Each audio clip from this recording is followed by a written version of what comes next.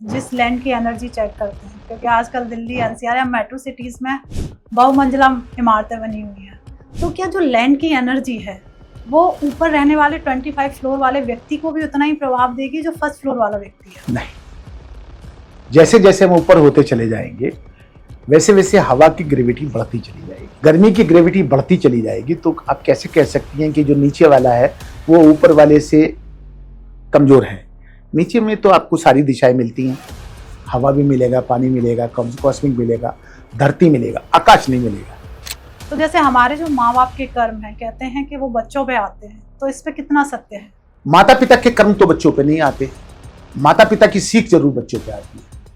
हमारी ऑडियंस को थोड़ा सा तो बताइए किस तरीके से कनेक्ट कर सकते हैं। जब आपका दिल और दिमाग एक जगह ईश्वर में चला जाए और आप में ईश्वर के प्रति आस्था हो, तब आपको ईश्वर के दीदार आंखों से।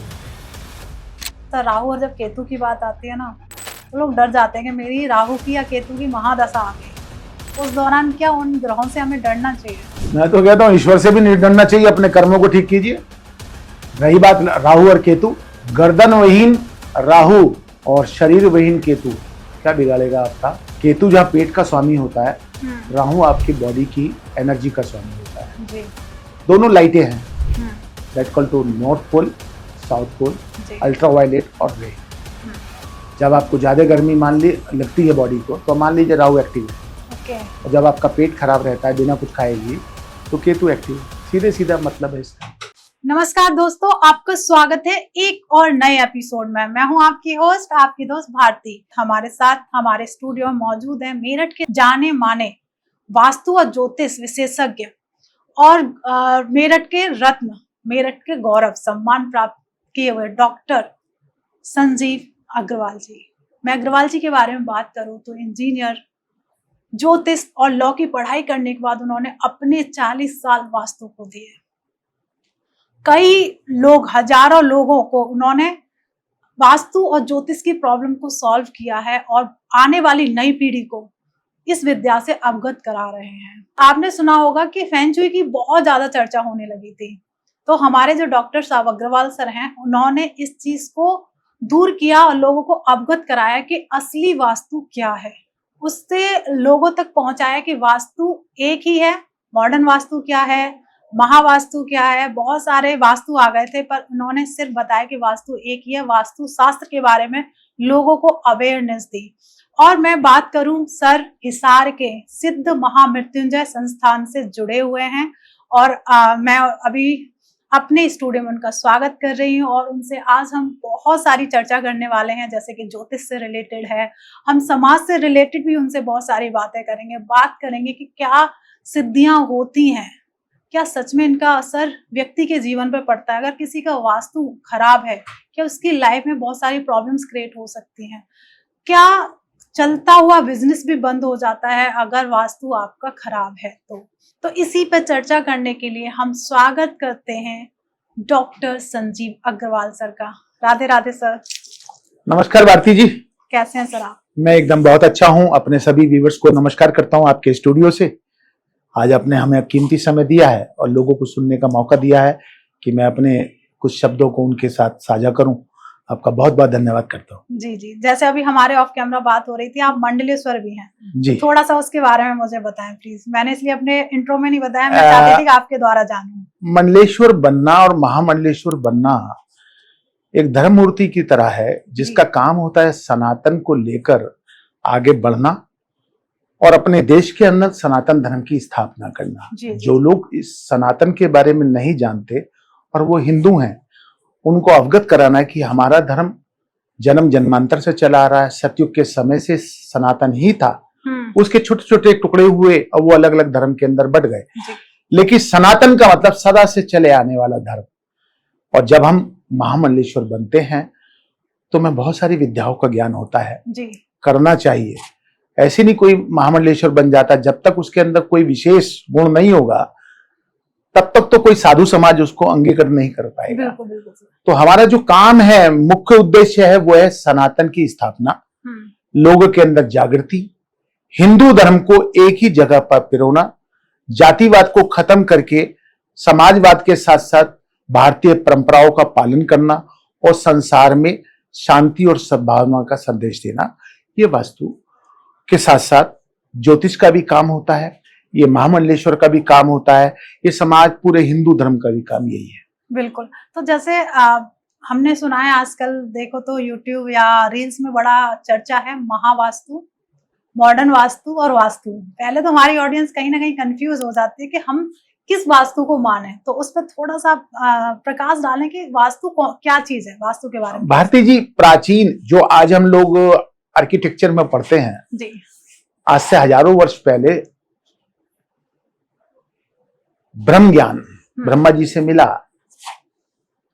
और उनके द्वारा संचित ये विद्या जी, संसार में व्याप्त हुई। जी, प्राचीन वास्तु यानी कि आर्किटेक्चर को आज वास्तु शास्त्र के रूप में गरिमा मिली हुई है। अब मेरे जैसे व्यक्ति अपने ही सब्जेक्ट का नाम बदल के महावास्तु कर दे, विभिन्न प्रकार के वास्तु कर दे, तो उसका कोई औचित्य नहीं बनता। आखिर मेन चीज आई कहां से? जी, विश्वकर्मा जी के द्वारा निर्मित ब्रह्मांड, जी, श्री कृष्ण जी का भवन जो अब समुद्र के अंदर है, जी, या कोई भी ऐसी चीज जो राम जी से जुड़ी हुई हो, कृष्ण से जुड़ी हुई हो, भगवान विष्णु से जुड़ी हो, या शिव की रावण की लंका हो, विश्वकर्मा जी के द्वारा निर्मित है। जी, तो असली जो वास्तु है वो तो वो है।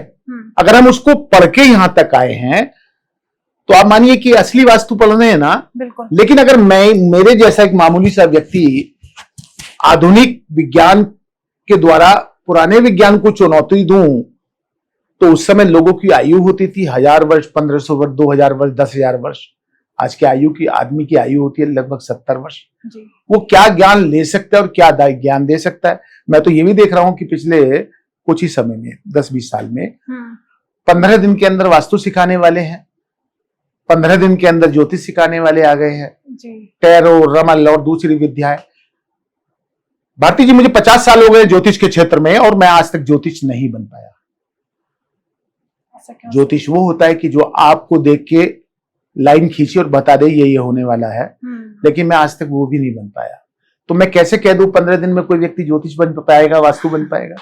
और आजकल लोग बहुत, जब से कोविड आया तब से लोग मूर्ख क्यों बनना, उन्हें पता है कि लोग मूर्ख खुद बनना चाहते हैं।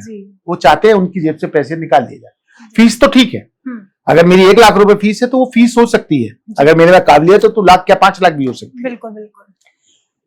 लेकिन फीस के नाम पे उल्टी उगाही होना, अभी मुझे पता चलता है पिछले 10-15-20 साल से कि पिरामिड बिक रहे हैं बाजार में, प्लास्टिक के पिरामिड है, ऊपर कॉपर लगी हुई है। अब आप ये सोचिए कि वो पिरामिड का क्या उपयोगिता है? क्या उसके अंदर रेडियो तरंग पास हो सकती है? और जब किसी चीज में रेडियो तरंग पास नहीं होगी तो पिरामिड का क्या औचित्य है? बिल्कुल। वो तो एक कागज का टुकड़े को भी आप पिरामिड के रूप में रख सकते हैं। जब मैं पीएचडी कर रहा था जी पिरामिड के ऊपर, तब मैंने पढ़ा था, मेरे गुरुजी थे, उन्होंने पढ़ाया था, शमशाद मुनीर खान जी, इजिप्ट के थे। उन्होंने कहा कि जब हम पिरामिड को गत्ते के रूप में अपने मस्तिष्क पे धारण करते हैं तो 1/3/2 तक उसके अंदर तरंग इकट्ठी हो जाती है। अगर आपके अंदर पागलपन भी आ गया है तो वो भी ठीक हो सकता है, क्योंकि पिरामिड में 2/3 पॉजिटिव एनर्जी होती है, ऊपर वाला पोर्शन खाली होता है। और वो उन्होंने कैसे बताया कि आज से 5-6 हजार वर्ष पहले जब पिरामिड बने थे तो मम्मी को रखा जाता था उस जगह पर, ऊपर का खाली छोड़ दिया जाता था और मम्मी सुरक्षित रहती थी, आज तक सुरक्षित है। तो ये सारा ज्ञान कहाँ है 5000 वर्ष पहले? कौन सा टीवी चल रहा था उस समय? आप और मैं कब बात कर रहे थे उस समय? हम हो सकते हैं उस समय हूं, लेकिन बात कब कर रहे थे? आज मीडिया हमको देख रहा है आपके माध्यम से, लेकिन उस समय कौन सा मीडिया देख रहा था? लेकिन संसार मानता था। अब आप कहिए कि 5000 टन का एक पत्थर ऊपर चढ़ा दिया, कोई तो चीज थी ना। आज तो क्रेन आई, उनने 5000 क्या 50,000 ऊपर चढ़ा दिया। लेकिन जागृति देना हमारा काम है। इसके अतिरिक्त एक बात और कहना चाहता हूं आपसे, आपके माध्यम से, कि जो आज के समय में यूट्यूबर है 90% झूठ परोस रहे हैं। बिल्कुल। फलाना त्योहार आया, ऐसा कर लो, अभी कल चंद घना पड़ा जी, उन्होंने 12 की 12 ग्रहों की रचना की और बता दिया इसको ये करना चाहिए, इसको ये करना चाहिए जी। मुझे आप बताए, मैं आपसे ही पूछना चाहता हूं, आप एंकर हैं और इतनी सुलझी हुई हैं, एक नेचुरल प्रतिक्रिया को आप सह प्रतिक्रिया में कैसे बदल सकते हैं? ब्रह्मांड की प्रतिक्रिया को कैसे बदल सकते हैं आप? पॉसिबल ही नहीं है सर। पॉसिबल नहीं है। तो बिल्कुल फिर भी किस नहीं लिए मुझे उसे ज्योतिष के अंदर गुजरना है उसे कि इसके ऊपर ये होगा, इसके ऊपर ये होगा? मैंने कल परसों एक प्रेडिक्शन की थी जी। खबर, न्यू खबर को जी। मैंने कि रोल बैक होगा इस घटना के बाद, चंद्र ग्रहण के बाद और सूर्य ग्रहण से पहले 21 तारीख का सूर्य ग्रहण है जी जी। कि रोल बैक करेगा अमेरिका। मिस्टर ट्रंप अपनी हट भावनाओं को थोड़ा कम करेंगे और वो शायद कल से ही शुरू हो चुका है। रोल बैक करना शुरू कर दिया। बोले मोदी मेरे बहुत अच्छे मित्र हैं जी। अभी तक तो दुश्मन हो गए थे, जी, मित्र हैं। उन्हें पता चला कि जो उनके 140 करोड़ लोगों को जो पोटेंसी भारत के अंदर है उसको वो माल बेचना चाहते हैं। मोदी जैसा जिंदा दिल इंसान जो भारत का प्रधानमंत्री है, गर्व से कह सकता हूं, वो व्यक्ति आम आदमी को समझ में नहीं आएगा। बिल्कुल भी नहीं। यूं नहीं आएगा कि वो देश हित में काम करता, वो अपने हित में काम नहीं करता, उसके आगे पीछे कोई नहीं है जी। अटल जी ने काम किया था, अपने हित में काम नहीं किया, देश हित में काम किया और आज वही योजना सब चल रही है। बिल्कुल। और जो ये आज कहते हैं कि जो योजनाएं कुछ नेगेटिव हैं, तो वो कांग्रेस के समय में 2011-12 में बनी है। मेरे पास कोई सबूत है, वीडियोज हैं उसकी नहीं। लेकिन अगर हम जब धर्म की चर्चा करते हैं तो हम ये भी देखते हैं देश काल और पात्र क्या कहता है। राइट। आज के समय में जब हम 140 करोड़ हो गए हैं, सांस लेने के लिए जगह नहीं बची है, तो सरकार को चाहिए सबसे पहले आबादी के ऊपर नियंत्रण करे, उसके बाद आगे की सोचे। आने वाले वक्त में यानी कि 2040 में हम लोगों का अनाज नहीं मिलेगा, हमें उसके लिए अभी से काम करना पड़ेगा। बिल्कुल। तभी हम कुछ कर पाएंगे। ऐसे ही वास्तु के क्षेत्र में है, हम जनता को कब तक मूर्ख बनाएंगे? कभी तो हमें सीधे रास्ते आना पड़ेगा ना जी। एक जैसे आपने आंसर किया, इसी में एक मेरा सवाल आपसे। हाँ बात पूछिए ना। जैसे आपने कहा था लंका की जो वास्तु किया था विश्वकर्मा जी ने किया था, पर इतनी सारी प्रॉब्लम्स क्यों आई? क्यों पूरे कुल का नाश हो गया? जब वास्तु ठीक था तो ये सारी प्रॉब्लम्स क्यों आई? नेचर की क्रिएटिव। रावण का स्त्री का अपहरण करना ये सबसे बड़ा ड्रॉबैक था, लेकिन रावण को ये पता था कि तू भगवान विष्णु के हाथ मारा जाएगा। मेरे पास सब चीजों के सबूत है। जी जी जी सर। और आपके सामने उपस्थित हुआ हूं तो सब चीज लेके बैठा हूं। बिल्कुल। रावण ने लंका भगवान शिव से मांगी तो पार्वती ने श्राप दिया, मेरी मृत्यु का कारण मैं बनूंगी। लेकिन लंका किसके पास थी? कुबेर जी के पास। कुबेर जी के पास। रावण ने भगवान शिव से लंका मांगी, उन्होंने दे दिया तो फक्कड़। उन्होंने लंका आए तो कुबेर जी को निकाला जी। तो अभिशाप तो वहीं से शुरू हो गया ना। बिल्कुल। उसके बाद उन्होंने स्त्री का अपहरण इसलिए किया कि भगवान विष्णु के हाथ तेरी मौत हो और मेरे कुल का जो संहार भगवान विष्णु के हो तो वो परलोक के ज्ञानी बनेंगे। इसलिए वो सारी घटनाएं एक दूसरे से जुड़ती गई। रावण के घर में विभीषण भी पैदा हुआ। बिल्कुल।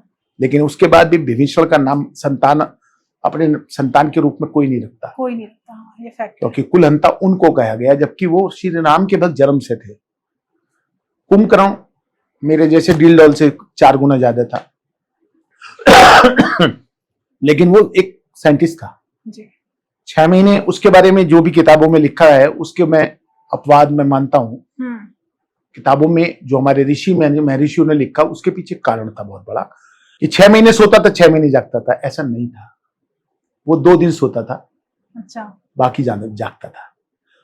और वो श्रीलंका से एक और जगह थी लंका के पास ही, वहां पर वो साइंटिस्ट था जो रावण के लिए कार्य करता था। और उसके बनाई हुई बहुत सारी चीजें हमारे देश के अंदर, हमारी दुनिया के अंदर आज भी है। उसने भी समझाया था, भाई किससे लड़ाई कर रहा है? भगवान विष्णु से। बोले हाँ मुझको पता है, मैं चाहता हूं मेरा कुल अभी से मोक्षगामी हो जाए। ये लंका का सबसे बड़ा कारण था। ऊपर से 7 ग्रह, 27 नक्षत्र जी। और देव योगी सबको कैद किया हुआ था अपने बाहुबल से जी। और आपको शनि के बारे में तो पता ही है। बिल्कुल सर। और शनि प्रकट रूप से वही शनि जो कैद हुए थे आज मुरैना डिस्ट्रिक्ट के अंदर वो स्थापित है। जो कैद हुए थे भगवान महाबली हनुमान जी ने उनको पैर पकड़ के उनको पहले तेल लगाया और उन्हें जो फेंका भारत के अंदर, तो वो मुरैना में जाके उनका स्थान बना जी। और आज भी वो वहीं पर है। मैं गया वहां दर्शन किए, वहां से 15-15 किलोमीटर दूर तक पानी नहीं है। जी। वही एक ऐसी जगह है जहाँ पानी का चश्मा है। ओके। और फूलन देवी जो हमारे यहाँ सांसद रही डाकू थी, क्योंकि जी। डाकू जल्दी सांसद बन जाते हैं, वो वहीं की रहने वाली है, मुरैना की। मुरैना। ग्वालियर और मुरैना के बिल्कुल बीच में जगह है ये, शनिचरा, इसका नाम है शनिचरा। ओके। तो वो बात मैं आपको ये बात बतानी चाहिए मैंने आपको। तो आप ये मन में मत रखिए कि श्रीलंका का कैसे नाश हुआ। जी। अगर नाश हो जाता तो आज वो श्री नहीं लगता उसके आगे। जी। श्री का मतलब होता है लक्ष्मी। लक्ष्मी, करेक्ट। तो जैसे अभी आपने हम शनिदेव की बात कर रहे हैं, आप एक एस्ट्रोलॉजर भी हैं, जैसे कुंडली में किसी के 7.5 या ढैया होती है, तो लोग कहीं ना कहीं डर जाते हैं कि यार 7.5 शुरू हो गई, अब लाइफ में प्रॉब्लम्स आने वाली हैं। तुम हमारे पेट पे लात मारना चाह रही हो। कमाई के यही तो रास्ते, राहु केतु और शनि, इसी से लोग डरते हैं। शनि डर की चीज नहीं है, शनि भावनाओं में होता है। डर का है, क्या करेगा शनि? शनि एक पत्थर की चट्टान है जो सूर्य से अलग होने के बाद पश्चिम में जा पड़ी। क्या बिगाड़ेगा शनि? अपने कर्मों को ठीक कर लिए शनि ठीक है आपका जी। और अगर आपके कर्म खराब होंगे तो शनि आपको जरूर परेशान करेगा। शनि का मतलब होता है शयन से, धीमा धीमा जी। जब शनि का कार्यकाल आता है तो आप स्लो हो जाते हैं। जो काम आपका 10 दिन में होना चाहिए वो 30 दिन में होता है। ये शनि की परंपरा है। पर लोग चाहते हैं कि वो जो 10 दिन का काम है वो 5 दिन में निपट जाए। वो कुंडली के आधार पर उसकी रचना की जाती है। अब आप देखिए, आप कुंडली में लाते हैं, हर एक व्यक्ति को मंगली बता देते हैं कि शादी टूटी है तो मंगल उसका कारक है। नहीं, ऐसा नहीं। तो फिर क्या 50 साल का तो मैं जानता हूं, 50 साल के बारे में पढ़ा मैंने और 40 साल से प्रैक्टिस में हूं।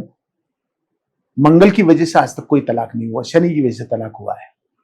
पहले, चौथे, सातवें घर में जब भी शनि हो, पहले, दूसरे, पहले, चौथे और सातवें घर में शनि हो, पहला है लगन, आपका शरीर जी, दूसरा है सुख भाव, चौथा घर, और सातवां है विवाह, रोजगार, पति हाउस या पत्नी हाउस, ससुराल, अर्निंग, वो सब सातवां घर है। यहां अगर शनि हो तो तलाक होना निश्चित है, या फिर जीवन दोनों का कठोर होगा, परेशानी वाला होगा और आपस में कुत्ते बिल्ली की तरह लड़ लड़ के ऐसे ही मर जाएंगे। कब पैदा हुए पता नहीं चलेगा, कब चलेगा ये पता नहीं चलेगा जी। और किसी भी सॉफ्टवेयर के अंदर ये नहीं बताया जाता। तो सर, ऐसे मैंने मांगलिक दोष के बारे में एक चीज सुनी है कि जैसे ही आप 28 एज के होते हैं उसका प्रभाव कम होता है। कैसे कम होगा? खून में से क्या चीज निकल के चली जाएगी? आप सच नहीं झेल पाएंगे क्योंकि मेरी और आपकी उम्र में बहुत फर्क है। फिर भी थोड़ा बता देता हूं, चलो अपनी बहन के सामने बता देता हूं। मंगली होने का मतलब आपके ब्लड के अंदर पोटेंसी होना। पोटेंसी किसकी होती है? गोल्ड की। आप सोना क्यों पहनती हैं? क्योंकि आपको शारीरिक ताकत चाहिए, इसलिए सोना पहना जाता है। कहा जाता है कि सोने में सर होता है, सर होता है जी, अर्थात गर्माहट होती है। वीर्य के अंदर सोना होता है जब आदमी मांगलिक होता है, इसलिए लड़की भी मांगलिक चाहिए। और अगर ऐसा नहीं हो, लड़की शादी हो, लड़का मांगलिक हो, तो 2 से 2.5 साल में उसके यूट्रस के अंदर सिस्ट आने लगती है, थाइस भारी होने लगती है और वो बीमार रहने लगती है। हालांकि ये बात आपको कोई बताएगा नहीं पता इसको, नहीं बताएगा भी नहीं कोई। तो फिर, और लड़का यदि मांगलिक है तो लड़की मांगलिक चाहिए उसको। लेकिन अगर लड़की मांगलिक है तो लड़का सादा भी है तो क्या फर्क पड़ना है लड़की पे? उसे कुछ तो देना थोड़ी है, उसे तो लेना होता है। बिल्कुल। फिर आप मुझे बताइए। और इसीलिए जो मांगलिक लोग हैं वो दूसरे से ज्यादा महत्वाकांक्षी और तेज तर्रार होते हैं। मेरा छोटा भाई सेना में एक कर्नल है। मैं एक दिन उसकी कुंडली बना रहा था, पुरानी बात हो गई। जी। मुझसे बोला, भाई मेरी कुंडली में देख मैं क्या बनूंगा। मैंने तो बना वही है, एनडीए कर रहेगा तो। उस समय वो एमए इंग्लिश से कर रहा था और वो सेना में कर्नल बना। बोले, तुम्हें कैसे पता? मेरे दिमाग में तो आइडिया नहीं। मैंने, या तो आईएएस होता तू, आईपीएस होता, या फिर सेना में गया तू, तीसरा तो तेरे भाग्य में नहीं था। बोला, मांगलिक होने से इतना हुआ? नहीं, वृश्चिक लगन होने से ऐसा हुआ। अच्छा, वृश्चिक लगन होने वाले से। ओके। क्योंकि जर्नली मेष और वृश्चिक वाले जो मंगल के है जी, वो फाइटर्स होते हैं। ओके। अब सेना के अंदर बहुत सारे लोग देखिए तो आपको फाइटर मिलेंगे तो वो वृश्चिक और मेष वाले ज्यादा होंगे औरों के मुकाबले। होंगे तो और भी, लेकिन वो ज्यादा होंगे। क्या बात है। जिसके हो सकता है लग्न में मंगल हो, वो हो, कुछ भी हो सकता है। 7वें घर का भी मंगल हो सकता है, 8वें घर का भी मंगल हो सकता है, 12वें घर का भी मंगल हो सकता है, लगन का भी मंगल हो सकता है, 4थे घर का भी मंगल हो सकता है। ये तो अंशों के आधार पर भी मांगलिक हो सकता है। जैसे अब कुंडली के आधार पर लोग कोई अपना काम नहीं करते हैं जैसे आपने अपने भाई के लिए प्रेडिक्शन की कि ये गवर्नमेंट में होंगे या फिर नहीं, गवर्नमेंट नहीं बताया आर्मी, मैंने। सॉरी हाँ, आर्मी में मैंने होंगे, आर्मी या कर्नल पुलिस, है। हाँ जी, अगर कोई इसके विपरीत काम करता है तो क्या उसमें उसे सक्सेस मिलती है या नहीं? कम मिलती है, धीमी मिलती है। आप मैनेजमेंट की हैं और इंजीनियरिंग कर रही हैं तो आपको कहीं ना कहीं आपका जो ऑफिस है वो आपको मैनेजमेंट के क्षेत्र में ले जाएगा, मैनेजर बन जाएंगी आप वहाँ। ओके, तो मतलब हमारे जो कुंडली पे हमारे आधार पे जो हमारे कर्म देखो मैडम, एक हैं- बड़ाई मैं अपनी करना चाहता हूँ अपने मुंह से। जी जी जी, पिछले 32 साल से आज तक मैंने किसी से नहीं पूछा तेरी कुंडली क्या कहती है, मैंने लिखा और उसको दे दिया, उसके बाद मैं बोलता हूँ अब बता क्या पूछ रहा है। क्या बात है सर। और ये आप 28 मानो देशों की अभी कुंडली ऐसे- में 28 देशों की कुंडली में मेरठ से बना के भेजता हूँ। 28 देशों में मेरे क्लाइंट हैं। क्या बात है सर, ये तो सौभाग्य की बात है जो लोग आपसे कुंडली बनवा रहे हैं। और उसके बाद भी मैं ज्योतिष पढ़ाता नहीं हूँ, 15 दिन की क्लास में ले नहीं सकता। तो जो आजकल सॉफ्टवेयर चल रहे हैं बहुत सारे, आपने देखे होंगे, जिसमें कुंडली बस डेट ऑफ बर्थ डालो, टाइम डालो, प्लेस डालो, उसमें ना समय की बचत हो जाती है। जो पहले हम हाथ से बनाते थे अब से 25 साल पहले तक, अब वो थोड़ा जल्दी बन जाती है, ज्यादा साफ सुथरी बन जाती है। जैसे कैलकुलेटर पर डाला 2 दूनी 2 तो 4 हो गया, जी, तो ऐसी वो जल्दी से निकल के आ जाती है। तो गलतियां कम होती है अगर आपने विवरण सही दिया है तो।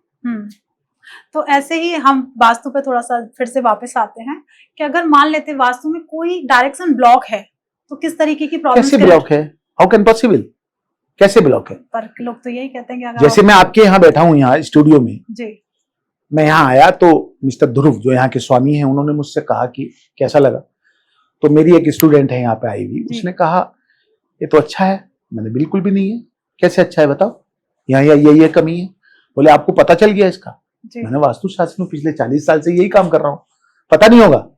तभी वो ध्रुव ने कहा हाँ ये बात सच है जो आप बता रहे हैं। जहां पर धरती और आकाश तत्व गायब है वहां पे वास्तु कैसे पूरा होगा? आपने अभी विंडो खोल दीजिए अपनी, अभी हवा तेज चलने लगेगी जी, अभी आपने धूप वाला क्षेत्र खोल दिया तो धूप तेज आ जाएगी। बिल्कुल। अभी आपने पानी का कहीं से चूहा निकल गया तो आपकी बिल्डिंग में जल आ जाएगा। तो कैसे पॉसिबल है कि आप वास्तु के बारे में कोना डेड है आपको कैसे पता? How can possible? अभी रात हो जाती है और सूर्य छिप जाता है तो आपको एनर्जी कौन देता है? चंद्रमा। चंद्रमा में अपनी एनर्जी नहीं होती, कहां से देगा आपको एनर्जी? तो फिर चंद्रमा तो गवर्न करता है एनर्जी, वो सूर्य से गवर्न करता है, गवर्न करता है, धरती और सूर्य से दोनों से गवर्न करता है, इसलिए वो मन का स्वामी है। क्या वो चंद्रमा छिपता नहीं, अमावस्या नहीं आती, आप मर जाते हैं, जिंदा रहते हैं तब भी रहता है। फिर पड़वा के रोज भी चंद्रमा नहीं निकलता, तब आप कहां चले जाते हैं? यही आप जीते हैं तो कॉस्मिक एनर्जी से जीते हैं। कॉस्मिक एनर्जी कहते हैं ब्रह्मांड से आई हुई तरंग ऊर्जा, दैट कॉल्ड टू कॉस्मिक तरंग। जी, आप सच के साथ क्यों नहीं जुड़ते? आप भाई सच के साथ जुड़ो ना। कहते साउथ की दिशा खराब होती है, हाउ कैन पॉसिबल? इसका मतलब तो भारत का साउथ बर्बाद होना चाहिए, लेकिन क्या नॉर्थ ईस्ट बर्बाद है? कितना फ्लड आया है, कितना पानी आया है? आपको यथार्थ पे आना पड़ेगा, धरती पे आना पड़ेगा। महावास्तु से नहीं होगा, वास्तु में आना पड़ेगा। वास्तु चमत्कार नहीं है, जीवन की पद्धति और जीने की कला है।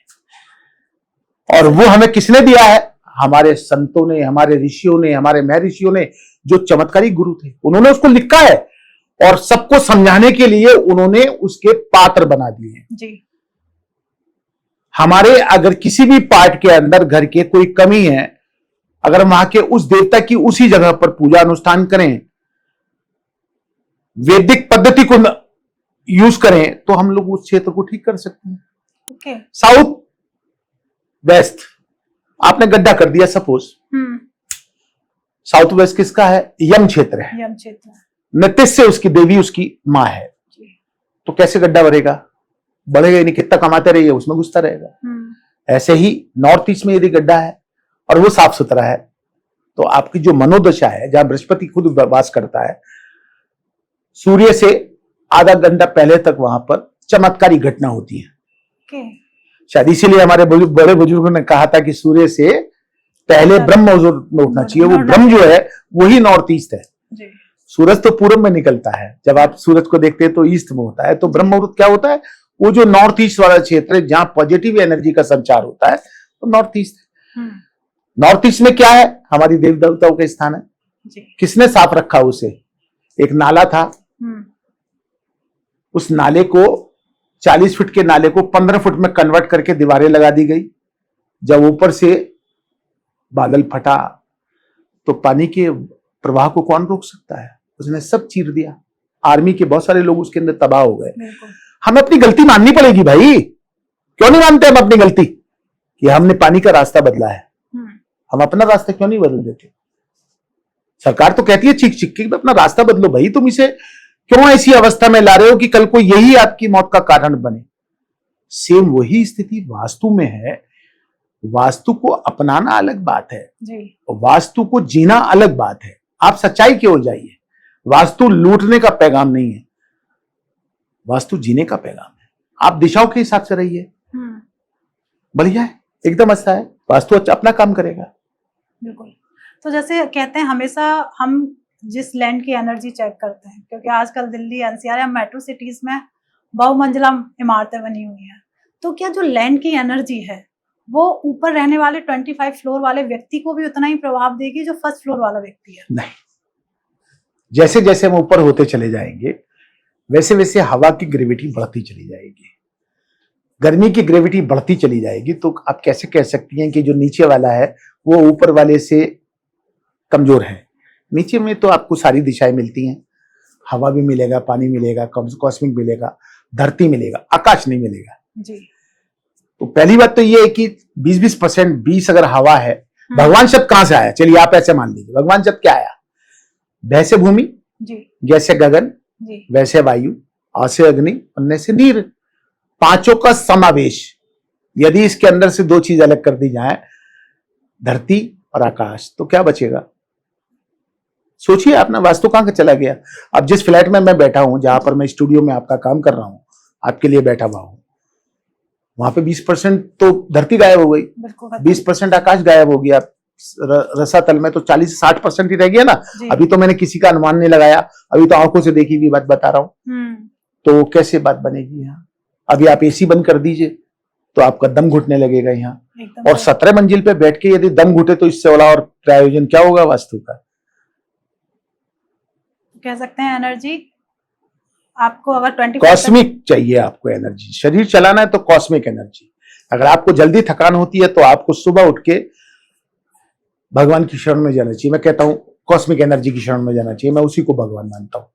वहां जाके लंबे लंबे सांस लीजिए, आके सो जाइए। फिर कौन मना करता है आपको सोने के लिए? आप देखेंगे कि आपकी दिनचर्या बदल जाएगी, जवानी रहेगी चेहरे पे कभी भी मसल्स आपकी डाउन नहीं होंगी, आप अंदर से हंसपुष्ट रहेंगे। करिए तो सही ना, करता कौन है आज? सही बात है। मेरा नाम बड़ा हो गया क्योंकि मैं पिछले 50 साल से हूं, मगर मेरा नाम तो कुछ भी नहीं है।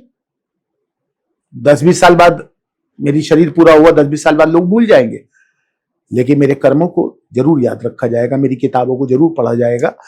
तो हम लोग ऐसे कर्म करने चाहिए ना जो वास्तु से भी मैच करें। लेकिन हम अगर किसी को मूर्ख बना के कोई काम करते हैं तो कैसे करेंगे? बिल्कुल प्रॉब्लम्स आएंगे। मैंने अभी आपको बताया प्लास्टिक के पिरामिड बिक रहे हैं, हाँ। लाखों रुपए के बिकते हैं। बिल्कुल, मैंने आज तक कोई गलत काम नहीं किया इस विषय में। क्या बात है, आपने कर्मों की बात की है।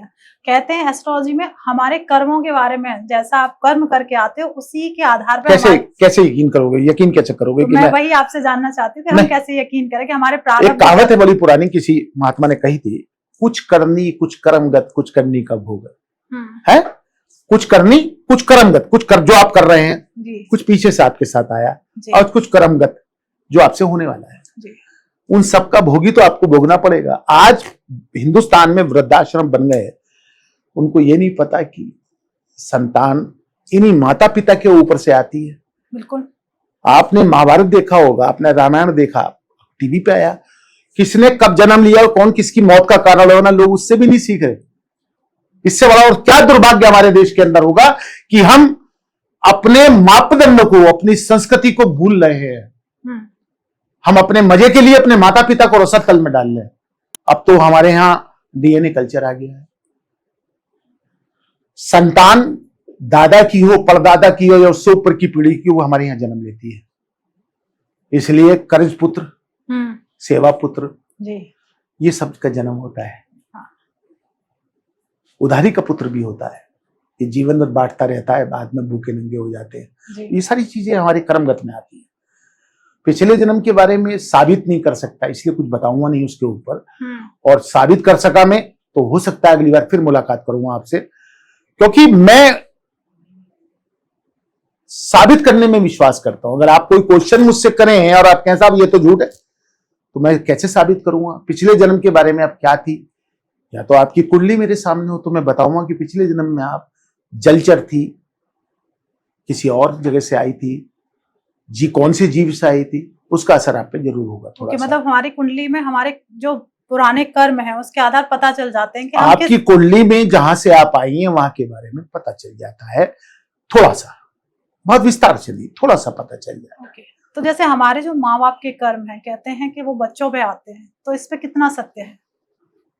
माता पिता के कर्म तो बच्चों पे नहीं आते, माता पिता की सीख जरूर बच्चों पे आती है। पर एक मैंने मेरा बाप चोर था, मैं चोर बनूं ये जरूरी नहीं है, कर्म तो वो है ना जी। लेकिन मेरे पिता ने मुझसे कहा कि तुम्हें सही काम करना है, तुम्हें गलत काम नहीं करना, तो मैं सही काम करूंगा, गलत क्यों करूंगा काम में? सीधी सीधी बात है। एक क्लास के अंदर 60 बच्चे पढ़ते हैं, 2 बच्चे टॉपर होते हैं, पढ़ते तो 58 भी उनके साथी हैं, 2 ही बच्चे क्यों आगे जाते हैं? क्योंकि वो अपने गुरु की सीख को अपने में धारण करते हैं और उसके हिसाब से आगे बढ़ते हैं। ऐसे ही माता पिता करते हैं, और इसीलिए माता को पहली गुरु कहा गया है, क्योंकि वो बच्चे को शुरू से सिखाती है, देख बेटा ये पापा है, इनको नमस्कार करो, इनके पैर छू के आओ, ये बेटा चाचा जी हैं, इनके चाचा जी इनके पैर छुए, पिता की तरह ही है बेटा तुम्हारे, ये तुम्हारी बुआ है, ये मौसी है। अब तो रिश्ते ही खत्म होते जा रहे हैं।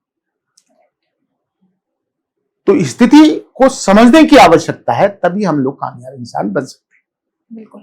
पर गीता में कहा गया है कि बिना भगवान की मर्जी के कोई पत्ता भी नहीं हिल ये सकता। तो सच्चाई है, हम सांस लेते ईश्वर की मर्जी से लेते हैं। तो मैं तो खुद ईश्वरवादी हूं, लेकिन कर्म पे विश्वास करता हूं, जीवन भर कर्म किया है, लेकिन ईश्वर की मर्जी के बिना तो कुछ नहीं हो सकता। और ईश्वर की मर्जी क्या होती है? आपके कर्म के आधार पर निश्चित होती है, ये होगा।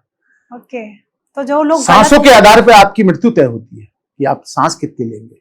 इसीलिए लोग अस्पतालों में पड़े हुए लंबी लंबी सांसें लेते हैं, उसके पीछे कारण सबसे बड़ा ये है। तो सर थोड़ा सा इसी से रिलेटेड, जो लोग गलत काम करते हैं, तो क्या जब कलयुग का दौर है तो जब आप कहते हैं भगवान के द्वारा ही सारी चीजें हो रही हैं, कलयुग का दौर है, उनका अंत बहुत बुरा होता है। आप एक आदमी बताइए जिसका कर्म उनने गंदे करे और उसका मौत उसकी जो हुई है वो बहुत आराम से हुई है। एक व्यक्ति का नाम बताइए, आप तो मीडिया के लोग हैं, आप बताइए आपके एक व्यक्ति का नाम पूरे देश के अंदर कोई ऐसा कि जिसने अच्छे कर्म करे हो और उसका अच्छा हो, जिसने अच्छे कर्म करे हो उसका बुरा हुआ हो, और जिसने बुरे कर्म करे हो उसका अच्छा हुआ, एक बता दीजिए। सर इस पे तो मैं नहीं बता सकती, पर एक चीज मैंने सुनी है कि जो लोग ज्यादा पूजा पाठ करते हैं उनकी लाइफ में ही सबसे ज्यादा प्रॉब्लम्स आती है। भगवान ने यहाँ पे गीता जी में ये भी कहा है, तू अपने कर्म कर, फल की इच्छा मुझ पे छोड़ दे जी। तो ये क्यों भूल जाती है? आप ज्यादा पूजा पाठ कर रहा, दिमाग चल जाएगा साले का। सोचो ना, आप या कर्म भूमि में आए, आपका काम यहाँ सिर्फ कर्म करने का, पूजा पाठ का नहीं है। आप पूजा पाठ कर रहे हैं, समय गवा रहे हैं आप अपना। पूजा पाठ नहीं करनी चाहिए, मैंने ये नहीं कहा, पूजा पाठ सीमित अवस्था में कीजिए ना। आप पे 24 घंटे है, आपको 24 घंटे काम करना है, जिसमें 6 घंटे 7 घंटे आपको सोना भी। बिल्कुल। तो आप 17 घंटे के लिए बेस बनाइए ना अपना, 17 घंटे के लिए निकालिए ना समय। तो कितना समय दे सकते हो ईश्वर को? 10 मिनट, 5 मिनट, 8 मिनट। अगर आप 2 घंटे लगाएंगे तो पति ऑफिस चला जाएगा, रोटी कौन देगा? स्कूल बच्चे जाने को बैठे, आप पूजा कर रही है, तो आपसे बड़ा मूर्ख कौन है? आप अपने कर्मों को पहले इमेज दीजिए ना, जब आप पे फुर्सत का समय हो तब आप भगवान की पूजा करें। भगवान क्या चाह रहा है आपसे? अरे अपने अंदर झांकिए। भगवान ये जो हमने देशता तन दिया है कि फलानी जगह मंदिर बन गया, फलानी जगह, ये रोटी खिलाने का एक साध है। भगवान तो आप में ही रहता है, भगवान कहां आपसे दूर है? बिल्कुल। एक बार झांक के तो देखिए, कभी एकांत मिले, आप अपने आप से पूछिए ईश्वर कहां रहता है, आपको पता चलेगा ईश्वर कहां रहता है। और कभी आपको ऐसा लगे कि मुझे ईश्वर के दीदार करने, मेरे पास आ जाइए, मैं आपको ईश्वर के बैठा के दर्शन करा। क्या बात है। जो लोग मुझे जानते हैं वो ये भी जानते हैं कि ईश्वर के दर्शन कैसे होते हैं। तो मुझे नहीं होंगे, आपको ही होंगे बस, लेकिन रास्ता मैं आपको दूंगा। तो हमारी ऑडियंस को थोड़ा सा तो बताइए किस तरीके से कनेक्ट कर सकते हैं कॉल के साथ। जब आपका दिल और दिमाग एक जगह ईश्वर में चला जाए और आप में ईश्वर के प्रति आस्था हो, तब आपको ईश्वर के दीदार आंखों से होते हैं। क्या आप वो समय निकाल पाएंगे? क्या आपके पास वो समय है? वो समय आएगा आपका जब आप जाने की तैयारी में होंगे, तब आपके ना पैर चलते हुए होंगे, नाड़ी यूं हिलती हुई होगी। कैसे करेंगे उस समय आप? पर लोग पूजा पाठ या भगवान में ध्यान ना एक एज के बाद ही लगाते हैं। क्या, तो उसमें क्या बात होगी? आप तभी दर्शन करें। ईश्वर ने कहा मना करा है कि आप 12 साल की उम्र में ईश्वर के दर्शन करें। आप ध्रुव क्यों बनना चाहती हैं? कितना पापड़ बेलना पड़ा ध्रुव को, प्रहलाद कितनी बार मौत के मुंह से आया। तो आप महसूस करें ना, हमारे ग्रंथ हमको सिखाते हैं कि पल में क्या होगा, पल में क्या नहीं होगा, और आप किस धारणा को लेकर जन्म हुए। उनके पीछे भी धारणा थी ध्रुव। वो चाहते अगर भगवान पे अटल विश्वास हो तो ईश्वर तुम्हें मिलेगा। उनने एक ही तो बात की थी अपनी माँ से, सुनीति से, कि मुझको ईश्वर की गोद चाहिए। राजा मुझे अपनी गोद में नहीं लेता, वो मेरा बाप है। तो माँ ने कहा तो ईश्वर की आराधना करना, ईश्वरी तुझे गोद में लेगा। वही हुआ। आज उत्तर की दिशा में ध्रुव तारा आपके सामने चमकता है। प्रहलाद एक सत्य वक्ता राजा पैदा हुए और उनकी बाद में अभी तक राम का नाम चला आ रहा है।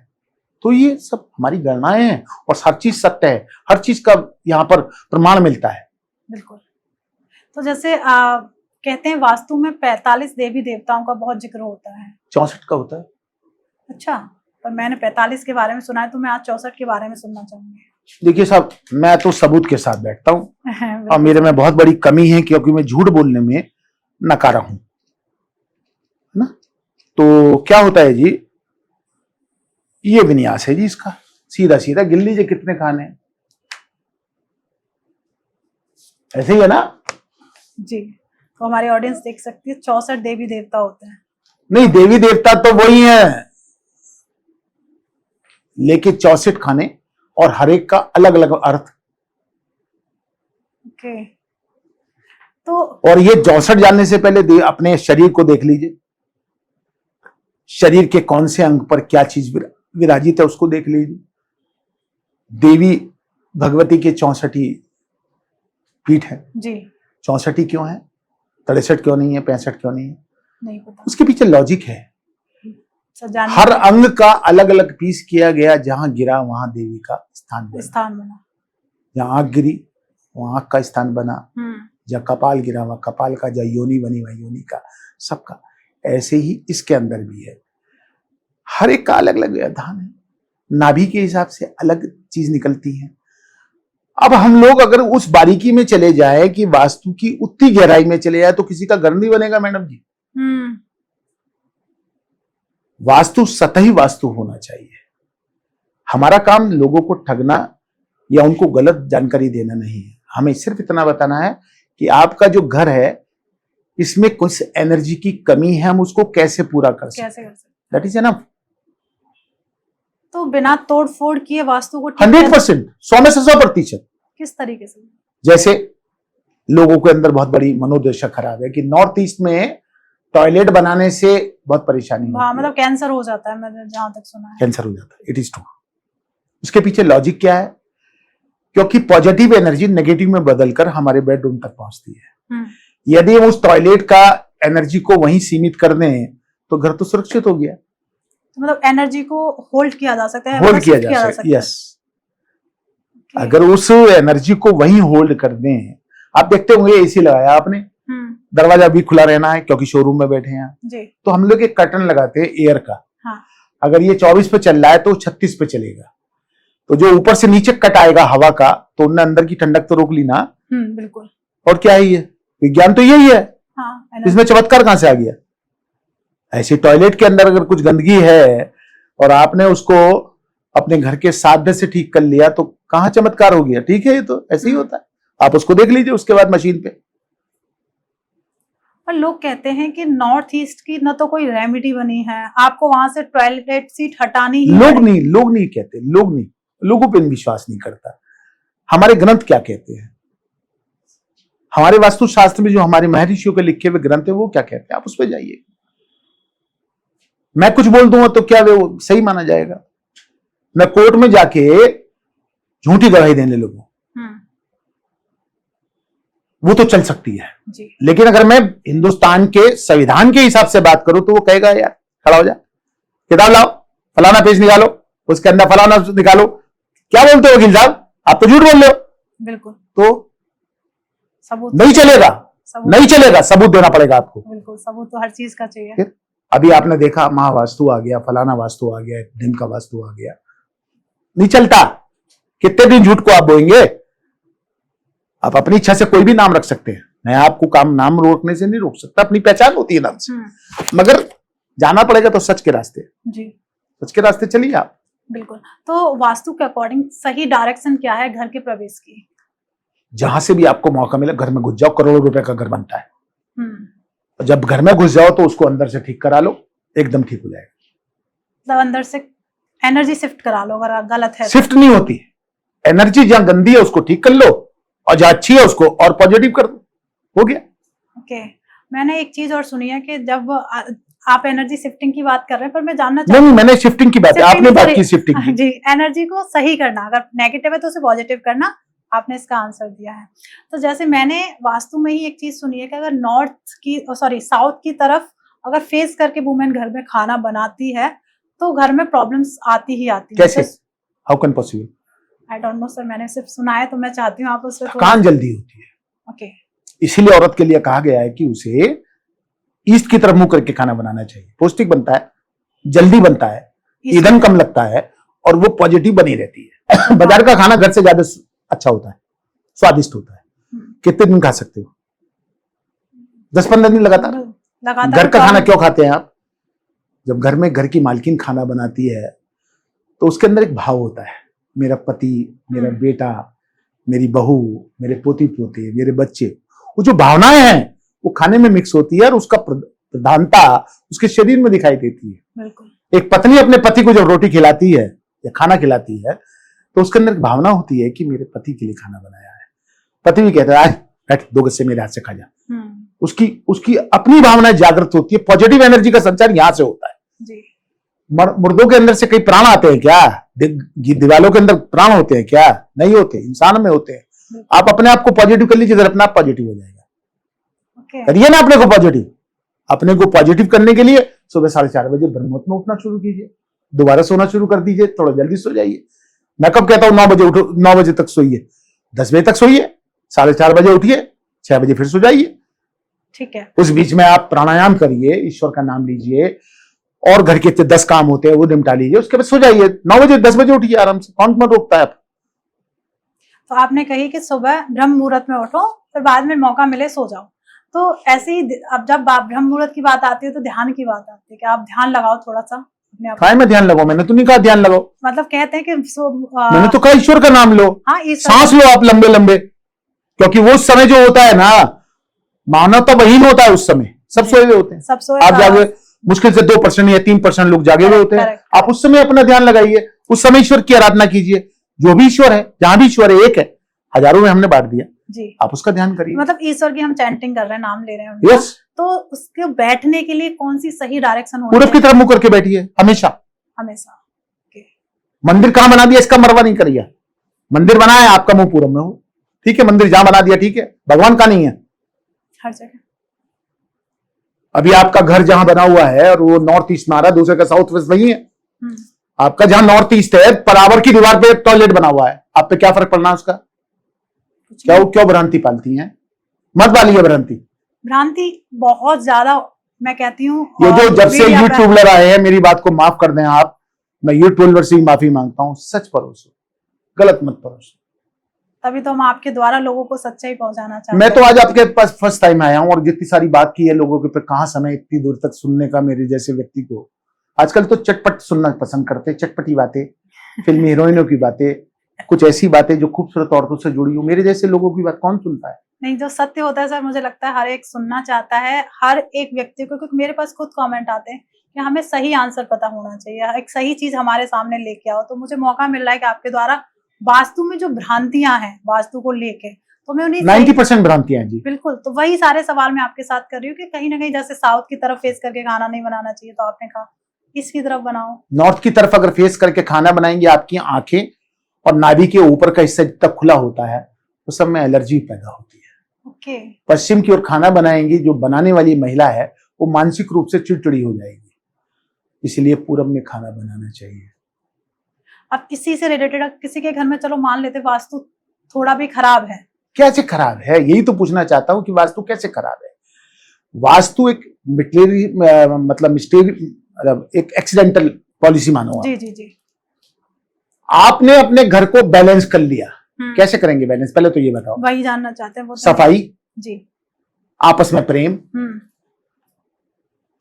ईश्वर के प्रति आपकी निष्ठा, आप किसी भी धर्म से हो, यहाँ हिंदू मुस्लिम सिख ईसाई नहीं है, किसी भी धर्म से, ईश्वर के प्रति निष्ठा, आपस में प्रेम, सफाई, ये 4 चीजें इकट्ठी कर लीजिए, आपका घर पॉजिटिव है। उसके बाद भी अगर आपको लगता है कि आपका घर टी पॉइंट पर आ रहा है, आपका घर एल पॉइंट पर आ रहा है, आपका घर वाई पॉइंट पर आ रहा है, तो उसकी रेमेडी कराइए। तोड़फोड़ की वास्तु में तोड़फोड़ तो नहीं है। अभी मैं आपके पिताजी से संबंधित बात करता हूं। आपके पिताजी पिछले 20 साल से एक कमरे में रह रहे हैं जी। और उनका कमरा नॉर्थ में आ रहा है, तो आपका जो पति है, जो उनका बेटा है, वो सुपरसीड करेगा हमेशा माँ बाप को। यदि उसी माँ बाप को हम साउथ वेस्ट में कमरा दे दें और आपके पति दे और आप नॉर्थ ईस्ट में चले जाए, नॉर्थ में चले जाए, ईस्ट में चले जाए, आपके माता पिता की चलेगी हमेशा। इतना ही तो रुतबा बदलेगी, एक कमरे में उठाया दूसरे कमरे में डाल दिया, हो गया। तोड़फोड़ कहां से आ गई भाई? अब ऐसे तो डेवलपमेंट अथॉरिटी की विभिन्न प्लानिंग होती है, सड़कें ऊंची हो जाती है, मकान नीचे हो जाते हैं, तो वहां पर वास्तु जरूर खराब होता है। ओके।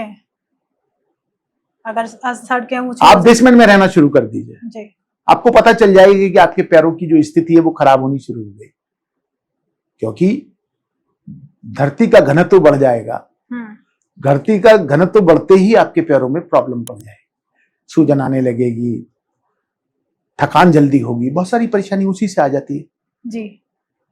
तो हमें वास्तु के लिए सारी बातों को कंसल्ट करके तब हमको बताना चाहिए कि कमी कहां पर है। और व्यक्ति मूर्ख नहीं है जी, पढ़ा लिखा है, एक पल में पता चलता है कहां पर वेदना है उसकी छिपी हुई। लेकिन हम लोग क्या करते हैं, उसे माल बेचने चले जाते हैं, कहते हैं आज कपड़े उतर जाए, कल को मौका नहीं मिलेगा यार, आज ही उतार ले कपड़े। ये बहुत बड़ी कमी है हमारे अंदर। बिल्कुल। आप फीस भी ले रहे हो, आप उसको मूर्ख बना रहे हो, सामान बेच रहे हो, आप उसको 1 रुपए का माल 20 रुपए में बेच रहे हो, नहीं चलता जी, नहीं चलेगा ये। आपको किसी को लाभ देना, फीस को मैं 2 लाख रुपए फीस लूंगा, फीस लीजिए आप, मैं भी उसका मानने वाला हूं, लेकिन आप अगर व्यापारी बन के जा रहे हैं वहां, तो फिर वो नहीं चलता। एक ही जगह कमाइए। बिल्कुल।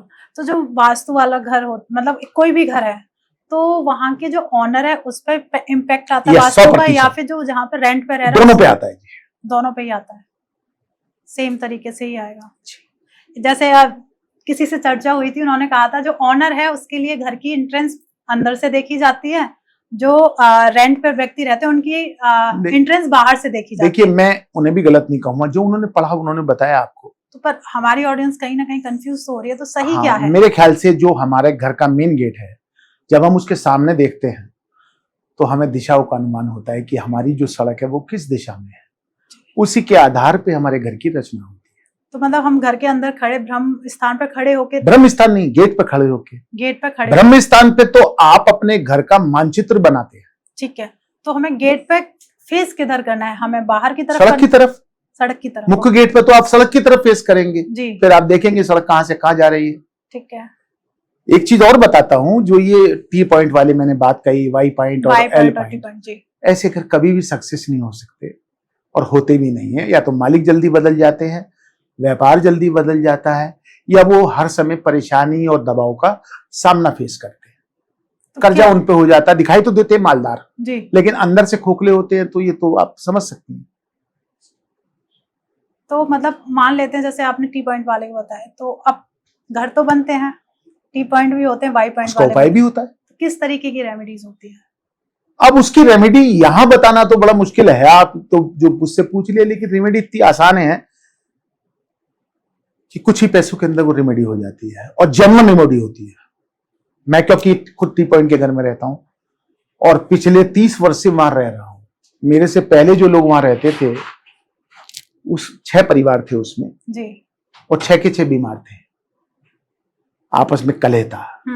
लेकिन मैं 6 जनों के परिवार का मुखिया होने के नाते, 2 बेटे हैं, 2 बहुएं हैं, मैं हूं, मेरी वाइफ है, 6 जनों का परिवार, अब उनकी भी पौध है जी, तो सभी लोग ठीक है, ईश्वर की कृपा है, पैसे को मांगने की जरूरत नहीं पड़ती, पैसा ईश्वर देता है, क्योंकि ईश्वर इंसान पैसा नहीं कमा सकता, ये ईश्वर की कृपा से ही मिलता है। बिल्कुल, बिल्कुल। तो मेरा तो सिर्फ यही कहना है कि हम लोग कर्म करें, वास्तु को किसी सिद्ध को दिखाएं। ये जो आजकल जो चल रहा है ये नहीं चलेगा। जैसे रेमेडीज की बात आती है तो लोगों का कहना होता है आजकल लोग रेमेडीज को लेके बहुत चलिए आ रहे मैं हैं, एक रेमेडी हमारे द्वारा बताता भी हूँ। लोगों तक मैं बहुत है। रेमेडी एक बताता हूँ जी, आपको, एक जी। या दो बताता हूँ। जी। यदि हमारा टॉयलेट नॉर्थ ईस्ट में है, बना हुआ है, बिल्डर बना रहा है तो बन जी, गया। बिल्कुल। यदि हम उसकी छत को येलो यानी पीला यानी गोल्डन और हम उसकी दीवारों को नीला ब्लू करा दें, उसमें सेंधा नमक का एक बड़ा टुकड़ा रख दें और चौखट का यूज किया हुआ तार लगा दें।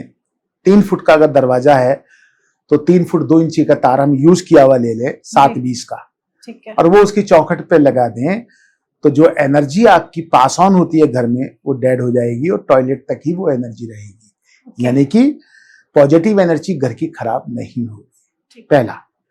दूसरा, रसोई ठीक है, साउथ वेस्ट में, साउथ ईस्ट में हमारी रसोई नहीं है, कोई बात नहीं, आप उसके अंदर उजाला अच्छा रखिए और वहां से जो वहां की वाष्प है, जो वहां की हवा है, उसे निकलने का रास्ता बना दीजिए तो भी आपका सब कुछ ठीक हो जाएगा। ओके, तो मतलब ये आपको बहुत अच्छी रेमेडीज मिल गई हैं, अगर है ये प्रॉब्लम तो ये सॉल्यूशंस मिल सकते हैं। हाँ, इजी, कोई खर्चा नहीं है। 1700-1800 रुपए में एक अच्छा एग्जॉस्ट मिल जाता है, लगा लीजिए उसको। लेकिन लोग क्या करते हैं, चिमनी लगाते हैं, चिमनी तो खुद डेड हो जाती है खुद सड़ के। बिल्कुल सही आपको क्लियर होगा। पहले खुले में रसोई बनाई जाती थी, उसके पीछे कारण था। जब हम सूर्य के सामने रोशनी में रोटी बनाते थे, खाना बनाते थे, बैक्टीरिया मुक्त होता था। आजकल हम किचन को बहुत साफ सुथरी रखते हैं तो बैक्टीरिया तो नहीं होगा, तो क्यों ना हम उसके हिसाब से काम कर लें। वहां का जो एयर है उसको साफ रखें, सभी कुछ ठीक हो जाएगा। दूसरी बात, कुकर। जब हम अपनी दाल को चढ़ाते हैं तो उसके अंदर जो गंदगी आती है वो दाल में मिल जाती है। काश हम 5 मिनट इंतजार करते हैं, हम उसके जो ऊपर का मक्खन है वो निकाल देते, क्योंकि वो गंध होती है तो जो गले के अंदर तेजाब बनता है, पेट में तेजाब बनता है, वो शून्य हो जाता है आपका। करते तो हम नहीं है, दोष ईश्वर को देते हैं, वो तो नहीं आया आपके घर कुछ करने के लिए, करना आपको पड़ेगा। बिल्कुल। तो गुरुजी ऐसे ही कुंडली को देख के ना हमेशा राहु और जब केतु की बात आती है ना तो लोग डर जाते हैं कि मेरी राहु की या केतु की महादशा आ गई, उस दौरान क्या उन ग्रहों से हमें डरना चाहिए? मैं तो कहता हूं ईश्वर से भी नहीं डरना चाहिए, अपने कर्मों को ठीक कीजिए। रही बात राहु और केतु, गर्दन विहीन राहु और शरीर विहीन केतु क्या बिगाड़ेगा आपका? केतु जहां पेट का स्वामी होता है, राहु आपकी बॉडी की एनर्जी का स्वामी होता है जी। दोनों लाइटें हैं, that call to north pole, south pole, ultraviolet और रे। जब आपको ज्यादा गर्मी मान ली लगती है बॉडी को तो मान लीजिए राहु एक्टिव है। और जब आपका पेट खराब रहता है बिना कुछ खाए भी तो केतु एक्टिव, सीधे सीधा मतलब है इसका। तो डरना किस चीज का होता है? अगर राहु की महादशा चल रही है तो उस दौरान हमें क्या? राहु हड्डियों का स्वामी है जी। पैरों में दर्द का होना, चलते हुए गिर जाना, गाड़ी से चलनी अचानक झटका लगना, चोट लग जाना, ये सब राहु देता है जी। केतु ज्यादा सोचना, ज्यादा बारीक में चले जाना, मानसिक रूप से किसी भी गहराई में खो जाना, ये सारा काम केतु का है। कुल मिला के जो स्थिति बनती है वो राहु केतु डराने की वस्तु बना दिए गए हैं, जबकि राहु केतु का कुंडली में ज्यादा रोल नहीं है। गुरु के साथ यदि केतु 12वें घर में बैठ जाए कुंडली के तो व्यक्ति सौम्य होता है, मोक्षगामी होता है। लेकिन राहु यदि 6ठे घर में बैठ जाए तो व्यक्ति बहुत बहादुर होता है, निडर होता है। राहु अगर 12वें घर में बैठ जाए तो व्यक्ति गुस्से वाला होता है। अच्छा। राहु अगर लगन में बैठ जाए तो आदमी जल्दबाज होता है। राहु 7वें घर में बैठ जाए हर बात पे अपना रखेगा, दूसरे की नहीं सुनेगा। राहु यदि 8वें घर में बैठ जाए हर बात के ऊपर तनातनी बनाएगा। राहु अगर 9वें घर में बैठ जाए तो 32 वर्ष तक आपको संघर्ष करना ही पड़ेगा, चाहे आप आईएएस क्यों ना हो। राहु अगर 10वें घर में बैठ जाए तो आपको अचानक लाभ देगा, अचानक हानि देगा और जल्दबाज बनाएगा। राहु 11वें घर में बैठ जाए तो विदेश भी ले जा सकता है। राहु अगर सेकंड हाउस में बैठ जाए, जिसको कुटुंब हाउस कहते हैं, उसके अंदर परिवार से विरोधाभास मिलता है। राहु अगर 3रे घर में बैठ जाए तो राहु बुध का परम मित्र माना गया है, तो वहां पर बैठ के वो अचानक धन का लाभ, झटके की आमदनी वो देता है। क्या बात है। राहु अगर चौथे घर में बैठ जाए तो पितृदोष बनाता है। राहु अगर पांचवें घर में बैठ जाए तो पितृदोष बनाता है, यानी कि चलते चलते आदमी रुक रुक के पीछे की ओर देखने लगता है, यानी कि हर काम में व्यवधान आते हैं। पितृदोष शमन इसका। और छठे ग्रह का मैंने बता ही दिया कि बहादुर होता है। बिल्कुल। तो जैसे आपने पितृदोष की चर्चा की है। और हाँ, एक बात और बता दूं जी, केतु यदि शनि के साथ बैठा हो तो 99% व्यक्ति डॉक्टर बनता है, और वो भी सर्जन। क्या बात है, शनि के साथ बैठने पर? शनि के साथ बैठ जाए तो व्यक्ति, मतलब यहाँ पर अपवाद भी है, वो जरूरी नहीं वो सर्जन बने, लेकिन उसकी नेचर बिल्कुल सर्जन जैसी होगी। ओके, एक थोड़ा सा डीप क्वेश्चन है उसका। हाँ, अरे आप पूछिए ना। कहते हैं सप्तमेश अगर अष्टम भाव में आके बैठ जाता है तो कहते हैं कहीं ना कहीं जो पार्टनर है उसकी आयु में कमी हो जाती है। अब आपने कैसे बताया ये बात? मैं नहीं कहता, कहां से सुन लिया? आयु देने वाला कौन है? ग्रह ऐसे आयु क्या होती है? मतलब ये कुंडली के आधार पर। सातवें घर का स्वामी आठवें घर में बैठ जाए, आठवां घर मृत्यु का कहते थे, और उसके सामने पॉजिटिव ग्रह बैठे हो सेकंड हाउस में, मौत कहाँ आई? आज मैं आपके सामने 5 कीमो कराने के बाद बैठा हूं। डॉक्टर मुझसे कहता है तुम्हें कैंसर नहीं है, मैं भी जानता हूं नहीं है, क्योंकि मैंने कुंडली में पहले देख रखा है। लेकिन जो दवाई का रूप है वो तो मुझे झेलना पड़ेगा ना। जब मैं 5 कीमो कराने के बाद आपके सामने इतनी देर बोल रहा हूं तो आप अंदाज तो लगाइए, कहीं तो कोई बोलता है ना, क्या मैं बोल रहा हूं उस चीज को? कहीं ना कहीं ईश्वर का हाथ मेरे ऊपर जरूर है। जो व्यक्ति बेडरूम के अंदर बेड पे होता है वहीं से अपनी दुनिया चलाता है, और वो आपके स्टूडियो के अंदर बैठ के इतनी देर से बात कर रहा है, तो आप सोचती है मैं बात कर रहा हूं? नहीं, कहीं ना कहीं ईश्वर की आस्था है, ईश्वर इस काम को कर रहा है। तो आप ऐसे ही मानिए, ज्योतिष के अंदर परंपरा, हमारी समझ, हमारे ऋषि मुनियों का जो लिखा हुआ है वो प्रमाणिक है, उसी के आधार पे हम लोग रचना करते हैं। सफल ज्योतिष वाणी का धनी होता है, झूठ बोलने से परहेज करता है, क्योंकि ज्योतिष को एक शापित विद्या माना गया है। उसके आचरण की पवित्रता से आपका ज्योतिष सही निकलता है। अगर आपका आचरण ही सही नहीं होगा, आप पहले से कहोगे यार ये आ गया, इसका तो कपड़े उतारने हैं, तो 2000 का नहीं ना 20,000 का देना है, तो कैसे आपका आचरण शुद्ध होगा? जिस काम से आया है आप उसके पैसे लीजिए, आप काम कीजिए उसका, उसके बाद पूछिए भैया कुछ चाहिए तो मुझे बता देना, नहीं तो बाजार से ले लेना। आजकल तो नगीने वाला ना, वो ज्योतिष को आगे पीछे घूमते रहे, साहब बताओ हमें 25% 30% आपको भेज देंगे, ये आजकल चल रहा है। बिल्कुल। तो कैसे चलेगा बताइए? आचरण कहाँ गया हमारा? आप मेरे पास आए कुंडली दिखाने के लिए और मैं कहूं फलानी जगह से ये वाला नगीना ले लेना, आपने विश्वास से ले ले, क्या वो आपको लाभ देगा? नहीं देगा लाभ। तो आचरण कहां चला गया आपका? क्या ज्योतिष आचरण को, उस आचरण का निर्वाह करेगा? नहीं करेगा। हर एक एस्ट्रोलॉजर रत्न और कुछ ना कुछ सामग्रियां जरूर देते हैं। 50 साल की प्रैक्टिस में, जिसमें 40 साल मैंने ऑन कैश या अब तो पेटीएम में काम किया है, मैंने ऐसा नहीं किया कि मैं किसी को स्टोन बताऊं और कहूं नहीं मुझसे ले ले यार, मेरे उससे ले ले। I don't believe. तो सर ये बताइए कि यार जो रत्न होते हैं वो सच में काम करते हैं? हाँ, करते हैं। अगर आपका कोई ग्रह कमजोर है तो आपको रत्न पहनना चाहिए। हमें किस हाउस के घर मतलब रत्न को अवॉइड करना चाहिए, नहीं पहनना चाहिए? सारे ग्रहों के जो रत्न है उसको अवॉइड करना चाहिए। जिस ग्रह को आपको मजबूत करना उसका रत्न पहनिए। किसी भी पहला, चौथा, पहला, 5वां और 9वां, ये आपके प्रारब्ध का घर है। ठीक है। पहला, 5वां और 9वें का अगर आप रत्न पहनेंगे तो नुकसान नहीं होगा, फायदा ही होगा। ठीक है। पहले, 5वां और 9वां। ठीक है। पहला ट्रायंगल। ओके। लेकिन उसके अंदर भी आपको फिर ये देखना पड़ेगा डिग्री क्या है। क्या बृहस्पति का आपने रत्न पहना? जी, पुखराज नहीं, और भी बहुत सारे रत्न आते हैं, पुखराजी खाली नहीं है। बृहस्पति के लिए? बृहस्पति के लिए खाली पुखराजी नहीं, और भी बहुत सारे रत्न होते हैं। अच्छा। तो पुखराज तो एक कॉस्टली हो गया ना। हाँ। आज मैंने एक वीडियो देख रहा था मैं मेरठ से आते हुए, 9,36,000 रुपए का वो पुखराज श्रीलंका का मैंने देखा जी। तो लोग लेने वाले धनी लोग वो भी लेते हैं, और मैं कहता हूँ 900 रुपए के अंदर एक सुनहला भी एक काम कर जाता है। उसका वेट अगर हम अप डाउन करके पहने, लेकिन वो करता क्या है? कभी उसकी जो साइड इफेक्ट है उसके बारे में मालूम किया? नहीं। करना चाहिए। वेट बढ़ाने में पुखराज का बहुत बड़ा योगदान है। वेट बढ़ाने में। वेट बढ़ाने में पुखराज का सबसे बड़ा योगदान है। ये बात को मैंने दोबारा आपसे बोला है। थाइस को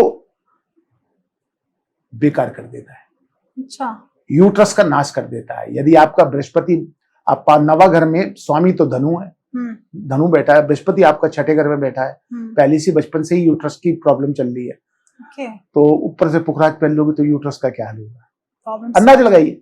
कैसे बताया जा सकता है कि आप पुखराज पहने नहीं पहने? तो आपको सोचना पड़ेगा ना। तो क्या पुखराज की जगह क्या पहने? पहनना भी है। क्या पहनना चाहिए? तो ऐसे में हम लोग कोशिश ये करते हैं कि पहले तो उसको मना कर दें, मत पहन। फिर भी हम उसको एक आसमानी रंग होता है, उसे हम उसे पहनाते हैं। आसमानी रंग का? जैसे आपकी ये दीवार है, हाँ। लगभग ऐसा रंग का होता है, उसको पहनाते हैं। तो वो भी जो बृहस्पति का रंग है वो ब्लू के साथ येलो है, डायरेक्ट येलो नहीं है, उसमें भी कई होते हैं। पुखराज के सब्स्टिट्यूट बहुत सारे होते हैं जी। अब मेरे पे यहाँ नहीं है, मैं आपको दिखा देता। आप नाम बोलिए, हमारे ऑडियंस के पास वो पिक्चर लग जाएगी। नाम बोलने से तो स्थिति क्या है कि एक नाम बोल देने से मार्केट के अंदर बूम आ जाएगा। हाँ। जो आज 10 रुपए के भाव का है वो 100 रुपए परसों हो जाएगा। बिल्कुल बिल्कुल, ये तो है। तो कैसे नाम बोलने से क्या लाभ है? आजकल मार्केट चल रहा है रुद्राक्ष का जी। 10 रुपए का रुद्राक्ष 100 रुपए का मिल रहा है, 100 का रुद्रा 1000 का मिल रहा है, 1000 का रुद्रा 5000 का मिल रहा है, 5000 का रुद्रा 50000 का मिल रहा है। क्या हुआ? इसका मार्केटिंग ही तो हुई है ना। हाँ, व्यक्तिगत रूप से आपको बता के जाऊंगा नाम, बिल्कुल बिल्कुल, लेकिन ऑडियंस को ये नहीं बताऊंगा कि उसका नाम क्या है।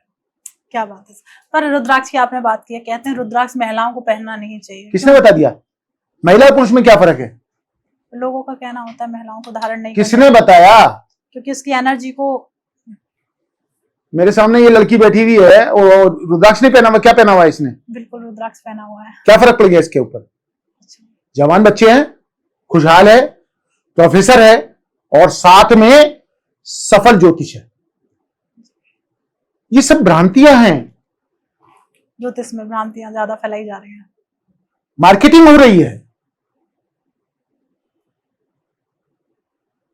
मार्केटिंग हो रही है। बिल्कुल। तो फिर गलत काम के लिए, मार्केटिंग के लिए तो नहीं बना मैं अपनी विद्या के लिए बनाऊं। मार्केटिंग क्यों करूं? क्यों बेटा? बिल्कुल। तो सर ऐसे ही आजकल बहुत ज्यादा प्रचलन में है कुंडलिनी जागरण, तो ये क्या होता है सर, और हर किसी को क्या कराना चाहिए कुंडलिनी जागरण? अच्छा चलिए, मैं इसका सवाल का जवाब सवाल से देता हूँ। आप पूजा करती हैं घर में? जी। पंडित जी को बुलाती हैं कभी कभी? हाँ। क्या करते हैं? वे पूजा, जो आप पूजा करती हैं उसको वैदिक पद्धति के हिसाब से। बिल्कुल हाँ। सेम वही जागरण उसकी कुंडली का होता है। कोई अच्छा ज्योतिष आपके घर आए, वो कुंडली को बाचे, सम्मान दे, ये जागरण है। क्या है और कुंडली में? कागज का पन्ना, और क्या दे रहा है आप? एक सफल ज्योतिष आपके घर आता है, आप उसकी फीस तय करके बुलाते हैं और वो आके आपकी कुंडली को बाज के आपको सब बताता है। वही है सर। एक होता कुंडलिनी जो ध्यान के द्वारा। कुंडली एक अलग चीज है जी। बॉडी के अंदर जो हमारे सिस्टम है, हाँ। उसको जागृत करने के लिए सातों चक्रास को हमें जागृत करना पड़ता है। अलग अलग तरीके हैं। अभी मैं आपके हाथ लगा के बात करूं तो कुंडली तो जागृत हो जाएगी, लेकिन आप कितना अच्छा महसूस करेंगे। मस्तिष्क से लेके योनि तक 7 चक्र आपके आते हैं। कैसे जागृत होंगे? आप ही कर सकते हैं। बिल्कुल। वही आ गए फिर पुरानी बात पे, 4:30 बजे उठो जी, वहां बैठो, तपस्या करो, ईश्वर को याद करो। ईश्वर को मत याद करो, पति को याद कर लो, आपकी कुंडली जागृत नहीं हो जाएगी। कुंडलिनी बोलते हैं उसको। कुंडलिनी, हाँ कुंडलिनी बोलते हैं उसको। जागृति वही तो होती है 7 चक्रों की। और क्या है? बॉडी का जो आधार बिंदु है वो चक्रास है जी, उसी को जागृत करना है। आप उसको जागृत कीजिए। पर हर कोई कुंडलिनी जागरण का हर एक चक्रास का एक मंत्र लेके आए हैं, तो क्या वो सच मंत्र का? सब मंत्र सब अपनी जो वैदिक पुस्तिकाएं सब में लिखे हुए हैं जी। मगर वो सुबह जो उठने वाला चक्र है वो कौन पैदा करेगा? जिससे हमारा ब्रेन क्लियर होता है। उस ब्रेन को करिए ना आप। कुंडली तो तभी जागृत होगी जब पहला चक्र आपका कामयाब होगा। पहला चक्र आपके मस्तिष्क से शुरू होता है और अंतिम जो चक्र है वो योनि पे जाके समाप्त होता है। तो सातों चक्र को जागृत करने के लिए समय अनुकूल होना चाहिए, समय से उठना चाहिए। भोजन की व्यवस्था दी गई है वैदिक में कि भोजन में हमें क्या करना चाहिए, क्या नहीं करना चाहिए। आज सब कुछ धर्म भ्रष्ट हो गया। सावन के अंदर अगर आप कढ़ी खाते हैं तो आपका जो बॉडी है जागृति क्या करेगी, कुंडली की। अगर आप भादों में दही खाते हैं क्या करेगी कुंडली, बीमारी तो होनी है। आप खुद सोचिए ना इस चीज के लिए। इसके पीछे कोई कारण होता था कि मतलब सावन में कढ़ी नहीं खानी चाहिए? वादी होती है, तेजाब बनता है, हमारा मस्तिष्क कमजोर होता है। और आज के टाइम पे मुझे लगता है हर एक मंथ में ये चीजें खाई जाती हैं। तो फिर कहां से? आप पढ़िए ना पहले, फिर गुनिए, फिर आगे बढ़िए। क्वेश्चन करना बड़ा आसान है, क्वेश्चन आप कर सकती हैं। व्यूअर्स को आप बहुत कुछ देना चाहती हैं, मैं जानता हूं, दीजिएगा, लेकिन सच को जरूर दीजिएगा। बिल्कुल सर, तभी मैंने आपसे बहुत ऐसे सवाल पूछे हैं जो कहीं ना कहीं ऑडियंस कंफ्यूज रहती है कि ये चीज होनी चाहिए या नहीं होनी चाहिए। अब देखो, जो सच है, जो सच जानते हैं, कुछ लोग मेरे विरोधी भी होंगे, वो इसलिए होंगे कहीं उनके पेट पे मैंने टक्कर ना मार दी। और एक बात ये भी है, हालांकि मैं उस समय भूल जाऊं, मैं नाम लिख के दे देता हूं आपको जी।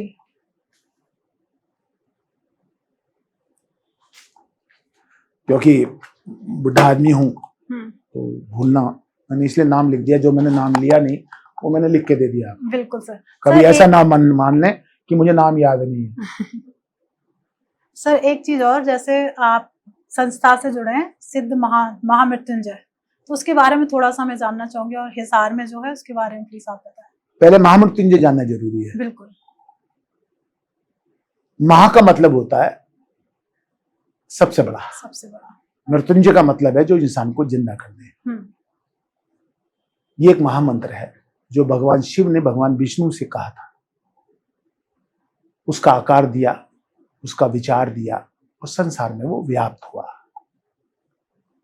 जब हम लोग धरा पे आए तो महामृत्युंजय की वेश में ही आए जी। हमारी माँ बैठी हुई थी और हम उसकी गोद में थे। आप महामृत्युंजय यंत्र को देख लीजिए और उस छवि को देख लीजिए, आपको लगेगा कि माँ और बेटा जो पैदा होता ही बेटा महामृत्युंजय के रूप में ही पैदा हुआ। अब आपने बात करी हिसार की, बनाने वाले की क्या भावना है, क्या वो सोच रखता है, क्या वो समाज को देना चाहता है, महामृत्युंजय उसी का अनुपालन करता है। अब हम किसी की मौत आ रही है, मर नहीं रहा, सांस चल रही है, हम गौदान कराते हैं, पता चलता है 2 घंटे में उसके प्राण का अंत हो गया। कई बार कोई व्यक्ति ठीक नहीं हो रहा है, बीमार है, और हम चाहते हैं वो जिंदा हो जाए, तो भी हम गौ दान कराते हैं तो वो जिंदा भी हो जाता है। बहुत से पंडित हमको बताते हैं, जब कुंडली देखते हैं, इसका महामृत्युंजय जाप कराओ। तो जो दुनिया की शक्ति है महामृत्युंजय से जुड़ी है। जब मैं स्वामी जी से जुड़ा उस समय महामृत्युंजय नहीं था जी। और जब महामृत्युंजय स्वामी जी ने जोड़ा सहजानंद नाथ जी ने जी, उसके बाद भी मैं उनसे जुड़ा रहा। पॉजिटिव, बहुत पॉजिटिव महामृत्युंजय वहां पर है। वहां पर 2 महामृत्युंजय है, एक वो जिसकी रोज पूजा होती है, एक वो जिसमें हम जाके बैठते हैं जी। जिसकी पूजा होती है वहां पर जो वहां का ऑरा है वो 100% है, क्योंकि मैंने अपनी आंखों से देखा है। और जो नया वाला महामृत्युंजय बना है जो प्रयागराज में स्थापित, तक प्रयागराज में तो मैं क्योंकि साधु हूं तो वहां तो मैं रहा, लेकिन जो हिसार में वर्तमान में बना हुआ है उसके मैंने दर्शन अभी तक नहीं किए। लेकिन मैं ये कह सकता हूं कि जो लोग उसके अंदर जाके बैठ के कुछ भी ईश्वर का नाम लेते हैं या किसी का भी नाम लेते हैं उसको जरूर वहां पर लाभ मिलता है, इसमें कोई डाउट नहीं। यदि आप किसी पॉजिटिव व्यक्ति के साथ बैठेंगे तो आप में एनर्जी का लेवल दूसरा होगा, किसी नेगेटिव के साथ बैठेंगे तो ऑरा दूसरा होगा, और किसी शिथिल व्यक्ति के साथ बैठेंगे तो आपको भी नींद आ जाएगी, आप बात नहीं कर पाओगे। तो ऐसे ही महामृत्युंजय का है, जब आप महामृत्युंजय यंत्र के साथ बैठते हैं तो आप में निश्चित तौर से ऑरा का संचार होता है, और ऑरा ही हमारे शरीर को चलाने वाला एक यंत्र है जो हमें चला रहा है। बिल्कुल। तो आपने ऑरा की बात की, आजकल लोग कहते हैं कि ऑरा को आप पॉजिटिव कर सकते हैं। हाँ। ऑरा की जांच भी होती है, तो थोड़ा सा उसके बारे में बताइए। ये जो जांच है ना ऑरा की, हम्म। इलेक्ट्रॉनिक विंग से होती है। इलेक्ट्रॉनिक विंग के चारों तरफ नकारात्मक शैली जुड़ी हुई है। वो कितनी जांच करते हैं, कितनी नहीं करते, ये तो मैं नहीं जानता, खुद एक इंजीनियर होने के नाते भी नहीं जानता। लेकिन मैं ये जरूर कह सकता हूं कि आपके नाक, कान और मुंह, ये जरूर ऑरा की जांच कर सकते हैं जब आप किसी के संपर्क में आती हैं। जैसे आप और मैं बैठे हुए हैं, आपने मुझे बहुत देर तक अपनी बातों में उलझा रखा है। कहीं ना कहीं ऑरा जरूर ऐसा है जो मैं आपके फेवरेट में हूं और आप मुझसे लगातार क्वेश्चन कर रही हो, मैं जवाब दे रहा हूं। यहां पर ऑरा का एक बहुत बड़ा रूप है। नहीं तो मेरी भी जम्भाई आने लगती, बिल्कुल, आपको भी जम्भाई आने लगती, तो ऑरा क्रैश हो जाता। ना आपको आई ना मुझे आई, इसका मतलब कहीं ना कहीं ऑरा मैच करता है जी। यही तो ऑरा है। और क्या है, दो व्यक्तियों का एक साथ एक ही तरीके से जीवन शैली, दो जनों की ऊर्जा का प्रतीक है। करेक्ट। इसी को ऑरा बोलते हैं। बिल्कुल। तो लोग ऑरा पॉजिटिव करने के लिए कहते हैं कि आप नहाते टाइम नमक अपने बाल्टी में डाल के आप नहा सकते हो, तो ऑरा कहीं ना कहीं क्लीन हो जाता है, नेगेटिविटी आपके ऊपर से हट अब जाती ये है। वो बता सकते हैं, इसके ऊपर मैं प्रकाश नहीं डालना चाहूंगा। ये उन्हीं से पूछो जिन्होंने आपको बताया है। क्योंकि क्या होता है, जब बृहस्पति खराब होता है तो नमक और हल्दी, जी। 3 हिस्से हल्दी और 1 हिस्सा नमक मिला के हम लोग जल में डलवा के तब उससे नहीं स्नान कराते हैं, तो कहते हैं बृहस्पति अच्छा हो जाता है। बृहस्पति बोलते हैं ईश को, ईश बोलते हैं मस्तिष्क को। जी। अब आप इसको ले तो आप इसको भी आप समझ सकते हैं कि पॉजिटिव हो जाएगा। हाँ। कितनी छोटी सी बात है। क्या बात है सर, मतलब आपने सही तरीके से आंसर दे दिया। अब इसी से रिलेटेड अगर किसी के पास बहुत सारे लोग होते हैं, जब हम कुंडली देखते हैं तो कहीं ना कहीं टाइम हमारा सही होना चाहिए, तभी जाके वो आपका चार्ट निकल के निश्चित तौर से। अगर जिसके पास कुंडली नहीं है, तो अगर वो आपके पास आता है, आप उसकी प्रॉब्लम किस तरीके से सॉल्व करेंगे? पहले उसका हम देखेंगे। पहले तो ये बात समझिए, मैं ये हर एक के लिए नहीं कह रहा, अपने लिए कह रहा हूं। जब मेरे ऑफिस के अंदर कोई घुसता है ना, तो मुझके क्वेश्चन का पता होता है ये क्या क्वेश्चन लेके आया है। अब ये मेरा एक आध्यात्मिक क्रिया मान लो, मेरे जीवन का तरीका मान लो, या थोड़ा शांत रहता हूं इसलिए मान लो, तो मुझको पता होता है ये क्या पूछने वाला है मुझसे।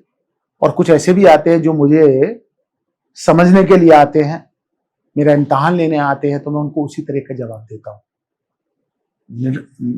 निर्भय होकर बोलता हूं। मुझको नहीं लगता कि कोई मंत्री शंत्री मुझे डिगा सकता हो, इसीलिए बदनाम भी हूं, थोड़ा साफ सुथरी बात करता हूं। क्योंकि इस उम्र में आने के बाद पैसे से ज्यादा ना सम्मान की बात हो जाती है। बिल्कुल। तो जहां तक कुंडली की बात है, अगर नहीं है तो हस्तरेखा से देखा जा सकता है, न्यूमरोलॉजी के हिसाब से देखा जा सकता है। बड़े बड़े न्यूमरोलॉजिस्ट यहाँ पर हैं। और अगर वो भी नहीं है तो उसके बच्चों की कुंडली से भी देखा जा सकता है। चलो बच्चों की कुंडली भी नहीं है तो फिर हम एक प्रश्न कुंडली बनाते हैं जी, उसके हिसाब से भी उसको जवाब दे सकते हैं। क्या बात है सर, तो मतलब ये है कि हर किसी की प्रॉब्लम का सॉल्यूशन मिल अगर धरती पे परेशानी है तो उसकी निदान भी तो यही है ना जी। आप ये क्यों भूल जाती हैं? बिल्कुल। तो सर एक कहते हैं कि हमारे देश की भी कुंडली होती है। हाँ, तो बहुत सारे एस्ट्रोलॉजर ने प्रेडिक्शन किया कि इस साल 2025 में इतनी जो आपदाएं आ रही हैं, अब देख रहे हैं पंजाब में बाढ़ आ गई और उत्तराखंड में भी उथल पुथल है और इतनी सारी प्रॉब्लम्स आ रही हैं, तो क्यों आ रही हैं, क्या रीजन है सर आने का? महाभारत का युद्ध सुना होगा आपने? जी बिल्कुल सर, सुना है। 15 दिन के अंदर 2 ग्रहण पड़े थे, सूर्य ग्रहण और चंद्र ग्रहण। जब सूर्य ग्रहण पड़ा था उससे 2 घंटे पहले अर्जुन ने प्रतिज्ञा की थी जयद्रथ को मार दूंगा या आत्मदाह कर लूंगा। कृष्ण को पता था कि आज सूर्य ग्रहण है, क्या सूर्य के चक्र को रोका जा सकता है? ईश्वर भी नहीं रोकता, क्योंकि अपने काम में ईश्वर कभी भी अपनी मदद के लिए देवताओं का आह्वान नहीं करता जी। तो उन्होंने कहा अर्जुन से कि वीर वो होता है जो अपने धनुष बाण लेके अग्नि में प्रवाहित हो जाए।